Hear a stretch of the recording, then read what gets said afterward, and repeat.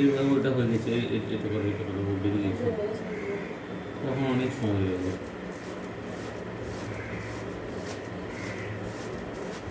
সিঁড়ি ছিল আমাদের ছোটোবেলায়, তাল ঘষা সিঁড়ি, ওইটা করে বসতো। হ্যাঁ দারুণ, সেটা আরেকটু পাক্কা হতে হবে, মানে এটা একটু কাঁচা কাঁচা আরেকটু পাক্কা হতে হবে।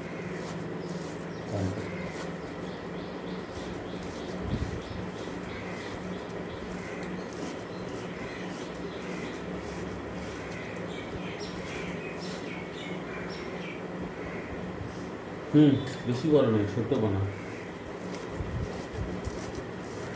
ছোটো বানা।